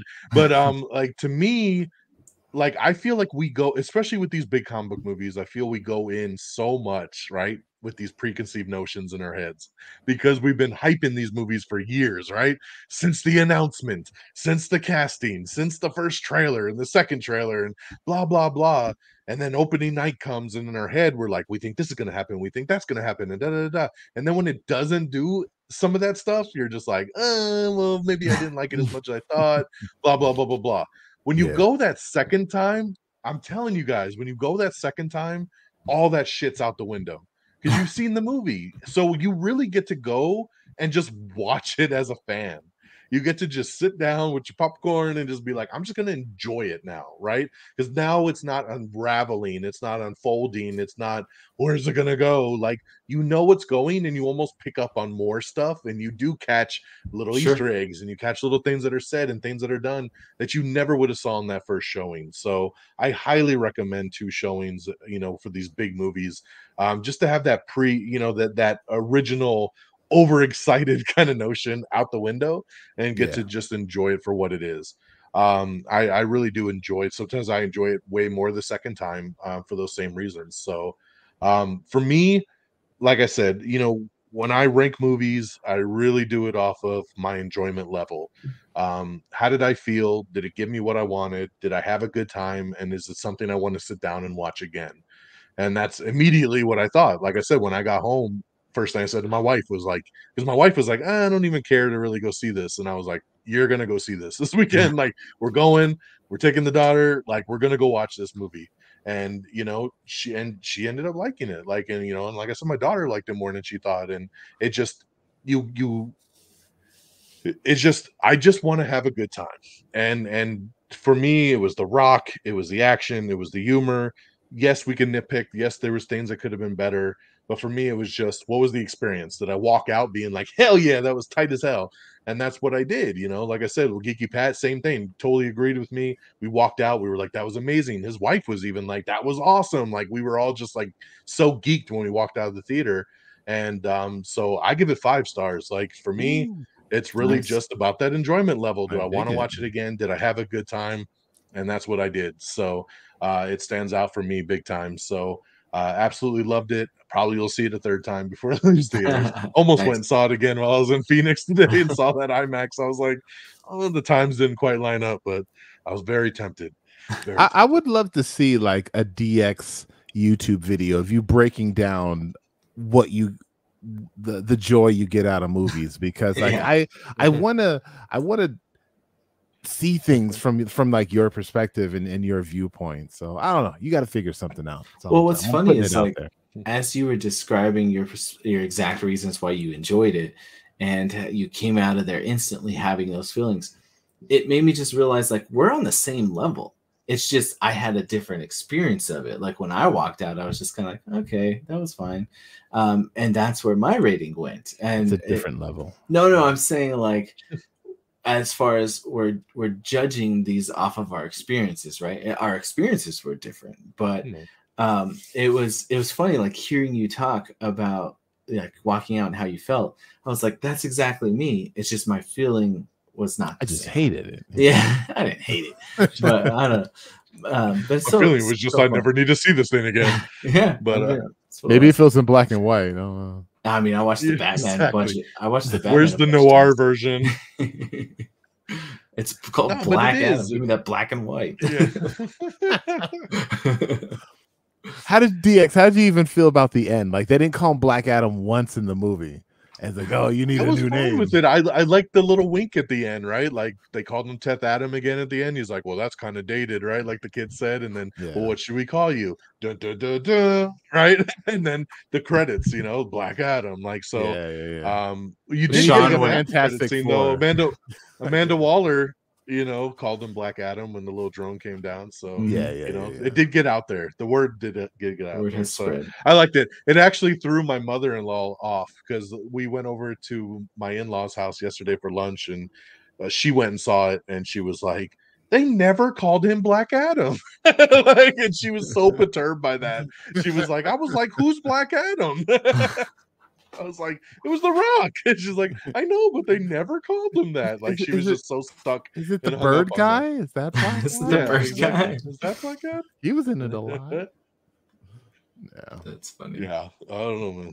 Yeah, exactly. It's all about that experience when you walk out, like where you like, hell yeah, like, you know, like that was just fun. That gave me, you know, what I wanted. And you know, that's where sometimes you got to, you know, lean on it, because you know, you could do the over critique thing, right? Like you there's a lot of critics out there, and this is a pure example of this movie from if you go on Rotten Tomatoes, this thing is like 50% critics and 90% audience. Wow. Like that's a drastic difference, right? Critics are like nitpicking, like, oh, the story's not deep enough. Oh, the cinematography, like it's a lot of the friggin' stuff, right? It's like not for them, like, though. It's for the fans, obviously. Exactly. Yeah. And the fans, it's a 90%. It's one of the highest critically from an audience standpoint for a comic book movie, you know. And when The Rock tweeted about it, he's like, thank you for the audience score, because all I do is want to please the audience, right? That's why the Superman thing happened. He's like,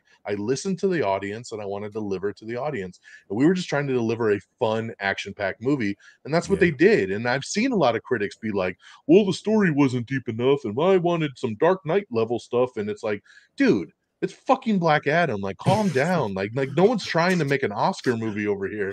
Like, I don't get critics sometimes. Like when you have that drastic of a difference, something's wrong. Like something is really wrong. Like you should be within 10 to 20% both ways as a swing. Yeah. And this is so just like, God, dramatic, you know, but it shows you that most fans that are going in for what it is are leaving happy and giving it a thumbs up, you know, and that's really cool to see. So, you know, I compared this movie a lot to Amazing Spider-Man. I know a lot of people don't like that movie, but I enjoy Amazing Spider-Man. The first one or the second one? The second one. Oh, see, yeah, that sucks. Yeah, I know. We've talked about this. The first one's great. The first one's I like the That's first why one. I needed. All right. Yeah. All right. You failed to leave that 2 off there, Peeps. Yeah, you did. What does this movie stand in your top 12 Frigginz? No, I'm just kidding. Yeah, it's underrated. Okay. Well, we'll pivot. So it's time for the updated DCU countdown. If you've seen our spoiler reviews before, even for Marvel, we always like to add in the new film and count them down. We are talking about the DCEU Direct, so movies like Joker, and what else was it, like the new Batman, stuff like that, are not a part of this countdown. This is part of the DC cinematic universe that began with Man of Steel and kind of chugged along from there. So we have, what was it, 12 films on the DCEU docket, and we'll count them down. So Frigginz, I'll throw it back to you. Where are we going? All right, so for me, I'm gonna start at the bottom and work my way up. I got Wonder Woman. We always do. I was just, in case we have any. Have we ever started at number 1? In case we ever have any new listeners, I'm just letting them know. So way there at the bottom is Wonder Woman 1984, and then I have Justice League, the Joss Whedon cut, and then Justice League. Joss, yes, exactly. And then bumping up a slight hair is Man of Steel. And then Aquaman. Although I feel like built up, Superman's really moved up, and it's still the fucking bottom of the list. It's literally the same as where it was before. Thank you, Peeps. Thank you. It's the same. Fucking I could have sworn it went up one. Oh my god! I feel like if I watched excited. I honestly thought it went up. I thought it would at least beat the first Suicide Squad movie. God. So then after that, I have at number 9 Aquaman, and then I have at 8 the first Suicide Squad movie. Then at number 7 is where I have Black Adam coming in. Number 6, Birds of Prey. Number 5, Batman v Superman. Number 4, Shazam. Number 3, the Zack Snyder Justice League. And then 2 and 1 was a close battle, but I'm gonna leave the Suicide Squad at number 2, and of course Wonder Woman at number 1. And that's my 12. This is the correct order. That is the really wrong order. All right, Peeps, let's salvage this a little bit. I hope you have a better countdown. I think so. Number 12, Wonder Woman 84. I need hope. Hope. It's all about hope. Well, number 11 is Batman v Superman. See, the S stands for super, not for hope. Okay. Number 10 is the original Suicide Squad. Number 9 is the Justice League. The Justice League. Number 8 is Birds of Prey. Number 7 is Shazam. Wow. Number 6 and 5, they're just like, they keep limbo in each other. But number 6 is original Wonder Woman. Number 5 is Aquaman. And number 4 is where I'm going to slide in Black Adam. All right. Top 3 goes Man of Steel, Zack Snyder's Justice League, and the Suicide Squad as the number 1 best DC movie of all time so far. Okay. Until they have a Booster Gold movie. Maybe a cameo in Blue Beetle. There you go. Yeah. All right. So shows how it's supposed to look. Okay. Yeah. As the real DC fan around here. So coming in at number 12, I think we're all in agreement. Wonder Woman 1984. So yeah. Coming in dead last there. Coming in number 11 is a movie Fred had way too fucking high, and that is Birds of Prey and the Fabulous Emancipation of One Harley Quinn.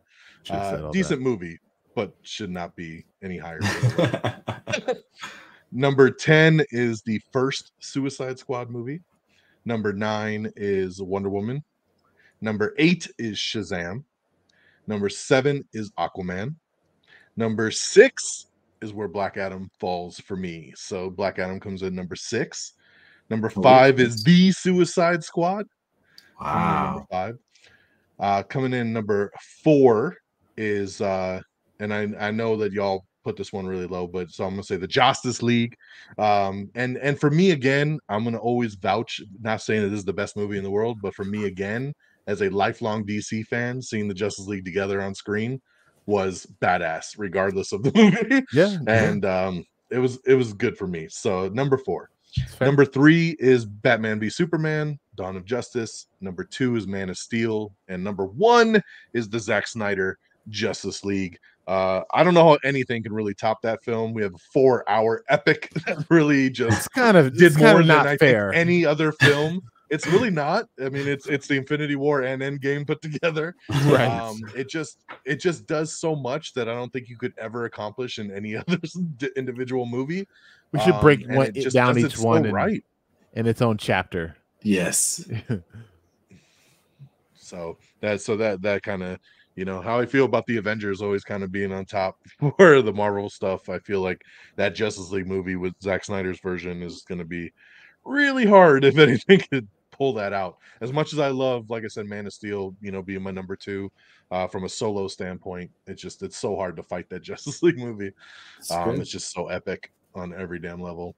So that's our countdown, guys. Woo! And that also brings us to the end of our show. So again, thank you so much for tuning in for our Am I Still on the Air Black Adam spoiler review. Always a fun time. We're coming in right under the 2-hour mark as always. This is actually a little bit we usually always land right at 145, so we've gone about 10 minutes over. But you know, we had a lot to talk about, so it's all good. So let's go around, let's see where the peeps can find all of y'all and what you got going on. Frigginz, I know you got a lot going on. Let's talk about it. Where can they find you, and talk about your endeavors? I will try to be brief. First and foremost, you can find me here on Red Dragons Radio doing the Am I Still on the Air episodes as a guest, as well as guesting on the People's Forum. So Am I on the Air, or Am I Still on the Air is a show, but it's on the Am I on the Air podcast app. Anyway, also on reddragonsradio.com. You can follow me on Twitter and Instagram at Frigginz. That's Frigginz, Frigginz with a Z. And recently, I've been diving into the TTRPG or like live play Twitch streaming, like Dungeons and Dragons kinds of games. I have a show that I am on called Become Legend, and it's on. Is that like the Critical Role guys? Yeah, it's kind of like the Critical Role guys, only way less popular. I've heard of that. Way cooler. Oh, thank you, sir. But we are on the Free Forge network, and there's a whole bunch of shows on there that are super cool, super fun, especially if you like TTRPGs or D&D or Critical Role. So if you like to check out live streaming games like that, go ahead and check us out on twitch.tv/thefreeforge. I also stream Another Game with Friends on twitch.tv/mead and friends for some other D&D action. So a couple different spots on there, but just follow me on Instagram or Twitter, and I'll post out a lot of notices. Beautiful. All right, peeps, tell them. I got a podcast. It's called The People's Forum. Oh, it's The People's Forum. What do you talk about on The People's Forum? I talk about exactly what we talked about today. Just more of and a lot more ands and ums as I speak. But yes, that is my thing. Every Monday I try to give it you guys a Marvel DC cinematic experience. I talk about a movie, I talk about a TV show, I talk about rumors. DONMEGA loves to hear about all my rumors because he's like, where the hell did you get all that from? I'm like, the internet, Don. What do you think? I'm on, none of that shit is happening. But thanks for telling us about it. Yup, it is true. So yeah, that is my thing. For my peoples, for those of you that are listening, that's number 4, my peoples, at Twitter, if you want to follow me and then tell me how amazing you think I am. Or Frigginz and DX, they're going to be on hopefully next week to talk about everything there is to talk about of She-Hulk and how much we loved and or hated it. So yeah, it's a thing. But yeah, it's a thing. Check it out. Also on reddragonsradio.com. All right, I'm going to step away. All righty. And of course, as you know, this is the spinoff of Am I on the Air, our normal show that typically airs every Monday night, but it won't be this Monday night because we did this. So we'll have a new episode tomorrow instead to make up for it. So I do not have the energy to do a whole nother show right after this one. So we're going to hold off. So new episode this week on Tuesday, typically on Mondays. At the bottom below, you can see everything you need to know, amiontheair.com, all the Twitters, all the socials. We're on everything. So make sure you follow at Am I on the Air. And of course, you can follow me directly at DXDonMega.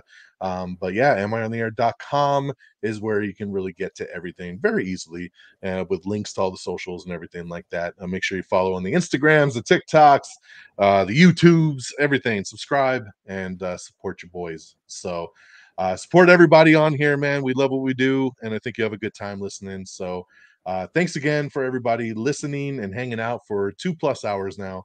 At this point, we really appreciate y'all. And for those of you that are listening, thanks for listening. For those of you watching, thanks for watching. And until next time, y'all. Peace.